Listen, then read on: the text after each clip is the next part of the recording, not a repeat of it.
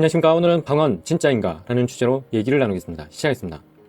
한국 기독교의 결론입니다. 다미성교의 사건은 시한부 종말로는 잘못된 것이다. 그래서 휴거 재림 얘기하지 말자. 너무 1차원적이죠. 결론은 이래야 됐습니다. 다미성교의 사건, 방언을 통해서 이 날짜가 나왔으니 방언 통역이 잘못되었다. 그래서 방언을 검증하고 방언을 금지하자. 이렇게 결론이 나왔어야죠. 다미성교의 사건입니다. 1992년 12월 28일 휴거가 있다는 사건으로 수많은 기독교인들이 자기 재산을 팔고 모여서 난리가 난 사건입니다. 공식 집계로 한국 기독교인들이 넘어간 사람들이 11만 6천 명 정도나 되었던 사건입니다. 일본, 미국, 러시아, 사할린까지 전파된 엄청난 사건이었습니다. 이로 인한 기독교계의 결론은 시한부 종말론은 잘못되었다라고, 예수님 오신다는 날짜를 정하는 것은 잘못된 것이다, 이렇게 결론을 내리고 그 이후 요한계시록 4장부터는 설교하는 것을 꺼려하게 되었습니다. 이단 시비에 걸릴까봐 두려워한 것입니다. 사건 탐구. 이 사건은 당시 성장일로에 있었던 한국교회에 던진 하나의 폭탄과도 같았습니다. 그리고 그 중심에는 청소년 방언과 통역을 관장하면서 지도해 갔던 이장림 목사가 있었습니다.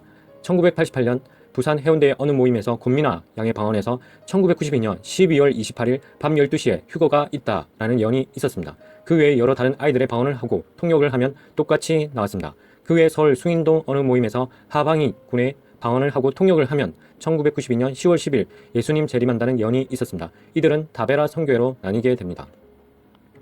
이로 인한 한국 기독교계의 결론은 시한부 종말론은 잘못되었다라고, 예수님 오신다는 날짜를 정하는 것은 잘못된 것이다 라고 결론을 내렸습니다.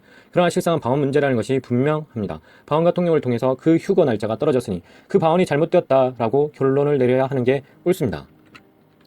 이 다미성교의 사건은 결국 거짓 방언에 의한 사단의 계략으로 봐야 합니다. 그래서 결론적으로 방언은 거짓의 영이라는 것을 알 수 있습니다. 거짓의 영이 들어와 있는데 과연 천국 갈 수 있을까요? 우리 안에 성령님을 모셔야 천국에 갈 수 있습니다. 거짓의 영이 들어와 기도한다면 그 사람은 사탄에게 기도하는 것과 같습니다. 사탄에게 기도하면 천국에 갈 수 없습니다. 지옥에 가는 것이죠. 한국 기독교 결론입니다. 다미성교의 사건, 시한부 종말론은 잘못된 것이다. 그래서 휴거 재림 얘기하지 말자. 너무 1차원적으로 결론을 내린 것이죠. 결론은 이렇게 나와야 했습니다.